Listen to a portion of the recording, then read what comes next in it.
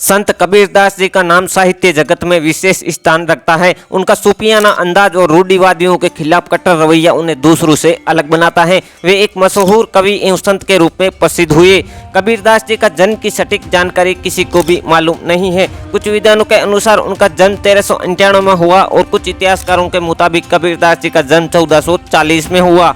कबीरदास जी के जन्म एवं जाति में भी विभिन्न मत हैं।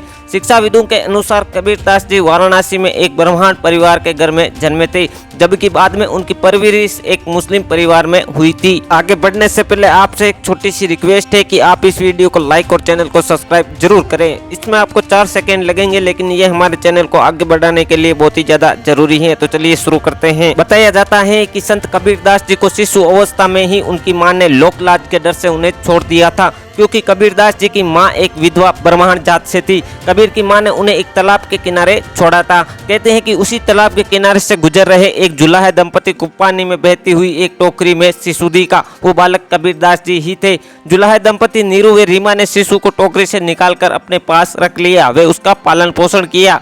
संत कबीरदास जी एक मुस्लिम परिवार में पले बढ़े। उन्होंने जीवन चलाने के लिए अपने माता पिता के प्रत्येक व्यवसाय बुनाई को अपनाया एवं जुलाहा बनकर कपड़ों की बुनाई करते थे। कबीरदास जी ने स्कूल की शिक्षा भले ही कम ग्रहण की हो, लेकिन उनके विचार काफी प्रभावशाली थे। उन्होंने अपने व्यवहारिक ज्ञान के आधार पर कई कविताओं व लेखों की रचना की। उन्हें उस युग का महानायक भी कहा गया। संत कबीरदास का पालन भले ही मुस्लिम परिवार में हुआ, लेकिन उनकी प्रवृत्ति बचपन से ही साधुओं की थी। वे भक्ति में हमेशा ही डूबे रहते थे। वे हिंदू भक्ति गुरु रामानंद से काफी प्रभावित थे। बताया जाता है कि कबीरदास जी वाराणसी के पंचगंगा घाट की सीढ़ियों पर लेट गए। जब स्वामी रामानंद आए तो उन्होंने गलती से कबीर पर पैर रख दिया। वे राम राम कहने लगे। राम के इसी शब्द को ही गुरुवाणी मान कबीरदास जी ने स्वामी रामानंद को अपना गुरु माना। कबीरदास जी स्वभाव से भले ही एक संत हो, लेकिन उन्होंने अपने सांसारिक दायित्वों से कभी मोह नहीं मोड़ा। उन्होंने लोई नामक स्त्री से विवाह किया, जबकि उनके कमाल एवं कमाली नामक पुत्र पुत्री भी हुए। संत कबीरदास एक सूफी की तरह लोगों को प्रेरणादायी बातें बताते थे। वे निर्गुण ब्रह्मा के उपासक भी थे। उन्हें धर्म व जाति के नाम पर झूठे आडंबर बिल्कुल पसंद नहीं थे। संत कबीरदास जी ने खुद को कभी भी जाति धर्म के बंधन में नहीं बांधा। उन्होंने समान रूप से हिंदू व मुस्लिम दोनों समुदायों को अच्छे कार्य करने को प्रेरित किया, इसीलिए उन्हें प्रेरक भी कहा जाता है। कबीरदास जी कहते हैं कि एक बूंद से सृष्टि रची है, तो फिर कौन ब्राह्मण और कौन शूद्र। उनके इस दर्शन से जाति धर्म वर्ग भाषा संप्रदाय की भिन्नता खत्म हुई। समाज के प्रति लोगों ने अपना दृष्टिकोण भी बदला। संत कबीरदास जी जातिगत भेदभाव के साथ जीव हिंसा के भी खिलाफ थे। उनका मानना है कि दया हिंसा और प्रेम का मार्ग एक ही है। ऐसे में किसी भी तरह की हिंसा का जन्म हिंसा ही होगी।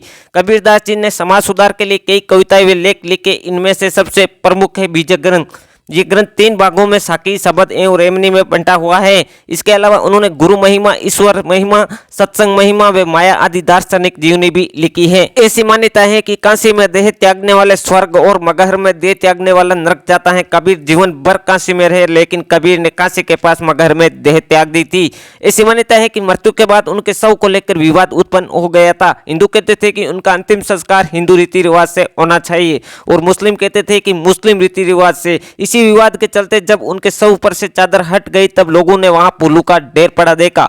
बाद में वहां से आधे फूल हिंदुओं ने ले लिए और आधे मुसलमानों ने मुस्लिम रीति रिवाज से और हिंदुओं ने हिंदू रीति रिवाज से उन फूलों का अंतिम संस्कार किया। मगर में कबीर की समाधि भी है और दरगाह भी।